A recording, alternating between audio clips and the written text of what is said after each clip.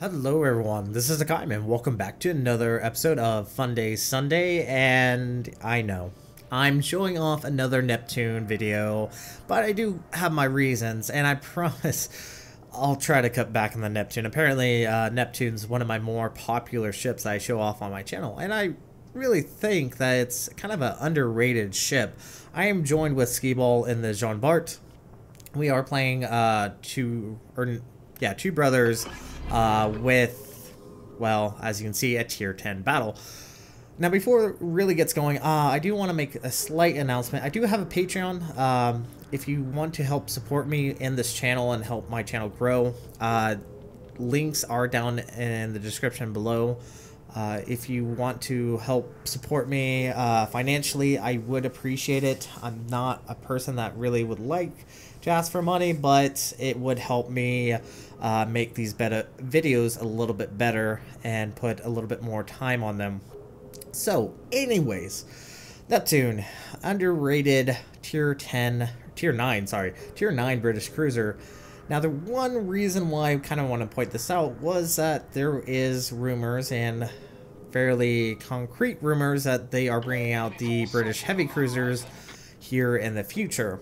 Obviously not immediately, but hey, it is coming out, which is exciting, especially now that they do have obviously the branch for the USN, light cruisers and heavy cruisers. It is fantastic to actually see that the British are now going to get their bigger brothers, more or less. Now, the Neptune, like I said, it kind of gets crapped on because compared to the Minotaur, there are a few major differences.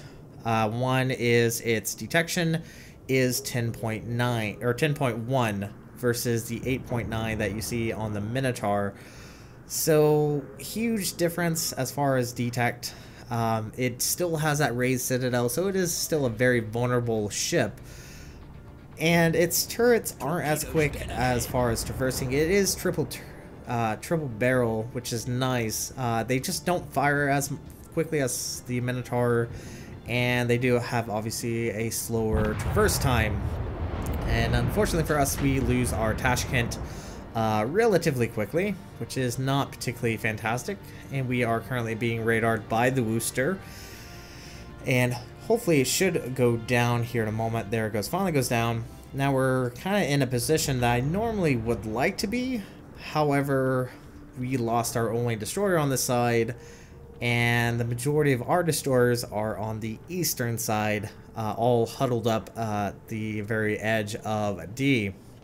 So not particularly a great position. Now, fortunately, there is smoke, and it is at least kind of hiding us, but I think it's actually a good idea to actually kind of get reversed and possibly get into a much better position.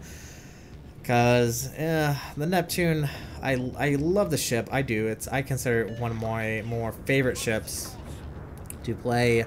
But it, like I said, does have those weaknesses. Tashkent is spotted.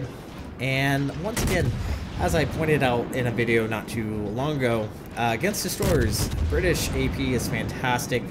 There are those torpedoes inbound. Unfortunately, we are detected. Fortunately for us, that Buki took a big wallop there. Is a hurting unit. Do pop our smoke screen. Am focusing, trying to focus down the enemy Tashkent. Try to get rid of him as quickly as possible. Now, the enemy team is ahead in both caps and points. We're even on the number of ship, but we have obviously lost a destroyer versus what they currently have. But as you can see, well, I think someone was watching a little bit too much of Flambass and has decided to rush down the middle, especially considering the majority of our team is still on the southern side. Might as well drop those torpedoes just in case the enemy Tashkent or something else comes back this way. We do see the Richelieu pushing down. Now, the torpedoes on the British cruisers are pretty nice. 10-kilometer range. They hit pretty hard. They do have the single-fire dispersion, but obviously you have to show a lot of broadside just to use them. Now, I'm actually being very, well, I don't want to say not very smart. I don't have my hider running because that is dangerous. especially considering there are at least 2 destroyers over at A that we know of. and just gonna try to sneak out as quickly as possible. I believe Ski is currently being focused by the enemy Wooster. Enemy Wooster's definitely a downright pain in the butt. Tashkent is finally detected and is gone. That is devastating strike. Kill number 1. And that was with torpedoes. That's always nice to get a little bit of revenge against destroyers with torpedoes, even though it is a Tashkent. We are detected by the Fletcher, so we were being targeted by the Richelieu, but at the exact same time, enemy Conqueror is coming down the middle as well. And, well, I mean, considering that the majority of our team is still on the southern side, and just look at all these torpedoes inbound right now.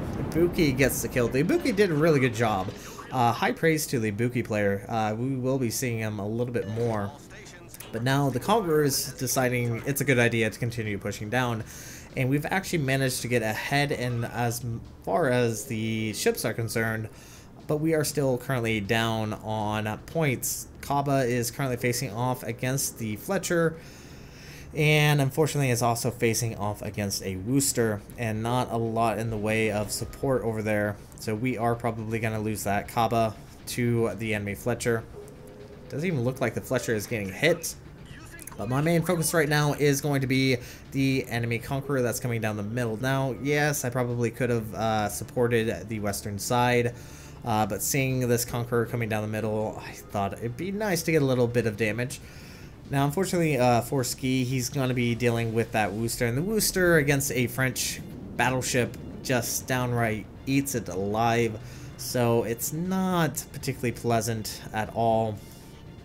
Conqueror is still coming down the middle. Montana is here. Yeah, once again, not particularly the greatest choice for them. Don't exactly know why they decided to rush down the middle. Like I said, probably due to Flambass showing that off a lot, and probably Jingles also showing off replays of middle rush. But it's just not the best idea, especially considering they are a battleship and they are pushing down a channel where there are cruisers with torpedoes, including that Ibuki. And the Ibuki really wants some torpedo fun, and he's gonna have it, to say the very least. Now this is probably, I probably could have held off on torpedoes due to I'm trying to say I do switch over to single fire torpedo spread, and this is going to come back and bite me in the butt, as you will be seeing, because, well, Conqueror is dead. However, there is a nasty surprise around this corner. Do go ahead and reload that torpedo tube, but that's going to be another minute and 30 some seconds before it is fully reloaded. And if you can see on the minimap, there is in fact a, well, like I said, a very nasty surprise, and that is a Yamato. Now I actually haven't taken any damage, and I will say I'm fairly competent in this ship, and I kind of know how the ship plays. I know kind of what to expect, and yeah, taking a fight against a Yamato may not be the most fantastic idea. Do spot the enemy gearing, do get a few good hits. This gearing unfortunately came across against a Wooster and a Neptune, trying to use the island for a little bit of protection from the enemy Yamato, hoping that his shells will not actually get across the top of the land. And this is the slight issue with the Neptune. Even though we get kill number 2, there are those torpedoes, and yeah, this is really dangerous. My best hope right now is just to get overpenned. Do get citadeled by the Yamato. Now remember, I did fire my port side torpedoes. Yeah, so that means I do have to switch over to my starboard side just to get my torpedoes off. Fortunately, his guns are still reloading, and just, well, goodbye, Mr. Yamato. No way you can dodge all those, and that is kill number 3. Oh, that was very close, very intense right there. And somehow we've managed to pull it back and are ahead in points, even though we only have one cap, and now we actually can begin capturing the decap, which has been in control of the enemy team for the majority of this battle. Now, the enemy team actually had very good control over the map, but in less than 5 minutes they managed to lose control of the eastern side. They still have control of the western side. Unfortunately, Ski over there is currently dealing with the Worcester, the Fletcher, and I believe the North Carolina. But he's going to do his very best as far as being able to try to repel them from pushing further south. But obviously that is a Fletcher, and that is a destroyer with semi-decent torpedoes. Playing the kind of annoying British cruiser game, using the island cover as much as possible. Now the Neptune isn't that agile, which is the slight issue, but we do manage to keep this island between us and are currently being spotted by radar. But this Buffalo, well, he thinks AP is still going to be the best solution against the British cruiser, and instead only gets a few minor penetration there. Gonna try to focus down this Buffalo. Now the issue with the British cruisers is the fact that their AP does ricochet, especially if it is facing off against a stern target such as this Buffalo, but we still can get some damaging hits on the superstructure, and that is kill number 4. Very nice, very nice. Whew. This is exciting. This is the fun aspect of playing the British light cruisers, is being able to push such as I am.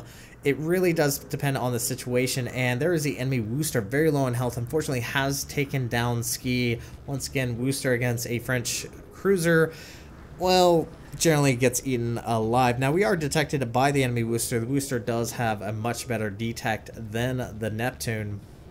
Our only hope right now is try to get in a little bit closer, try to take out the enemy Worcester, but with the British AP, it can actually do really good damage against its very thinly armored frame. And that's one benefit. Worcester does switch over to AP. Not a terrible idea had I been a little bit more broadside, but obviously that's just silly.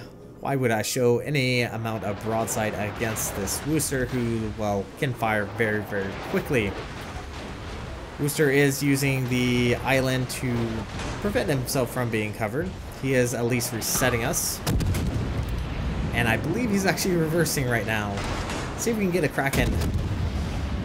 Oh, so close, but no cigar. Ibuki gets the kill. That is kill number 4 for the Ibuki. So we're both sitting on 4 kills right now, and we both have the chance of getting Kraken. And there are, in fact, 2 ships left. Now, unfortunately, we're not going to be able to maintain capping. We're going to go ahead and push on towards A. Now, we do know that the North Carolina and the Fletcher went down south. Question is, are they coming back north, or are they going to push C? And the answer is no. The Fletcher actually comes back north to try to assist against the enemy push. And unfortunately for us, our Hydro is in fact down. And he is going to be spotting us because of our gun bloom. We have 50 seconds till our next Hydro, and I'm pushing, hoping to push against that Fletcher, but in fact there is the North Carolina pushing back up north, and oh, look at this, torpedo beats going right between them and landing and coming to a stop on the island. So we're gonna go ahead and pop our smoke screen and try to go invisible. North Carolina very low in health. I do have another heal. I am gonna try to get a Kraken. Buki gets a Kraken, which means all that's left is the enemy Fletcher. He has dropped all of his torpedoes, and there he is. Goodbye, Mr. Fletcher, and hello, double Kraken on our team. Kraken unleashed. Enemy destroyer blown up. So as you can see, we earned a victory. Not a bad battle in the Neptune. It was very fun. I love doing what I just showed you guys. 563,659 silver, 15,447 XP, 2,354 free XP, Devastating Strike, Dreadnought, and Kraken Unleashed. We did 107,878 points of damage, 7 torpedo hits, 5 kills, 3 2 floods, 1 defended base capture, and 25 secondary hits. We were top of the team with a base XP of 2,311. The Buki did a really fantastic job. He actually had the other 5. There were only 2 other players on our team that managed to get a kill. The Buki and myself were pretty much ones that hogged all of the enemy kills. As far as damage, a lot of our damage came from the Yamato, while for the most part, the other bits and bob of damage came from the enemy DTs, which the Neptune's really good at taking out. So, not a bad battle. I promise I will try to cut back on the Neptune videos because, yes, I do show off a lot of Neptune. I really think it's a underrated ship compared to, obviously, the Minotaur. And with the whole fact that the heavy cruisers are coming out for the British line here in the future, I'm very excited to see what they're going to do, whether or not they're going to stick with the whole semi-armor piercing rounds that the British light cruisers have, or if they will actually have, in fact, the HE as well. So we'll see how things go, and that is going to be it for this video. Thank you guys so much for watching. If you like what you saw, hit the like and subscribe button. If you do want to support me on Patreon, the link is down in the description below. You guys have a great and fantastic day. Side Gen.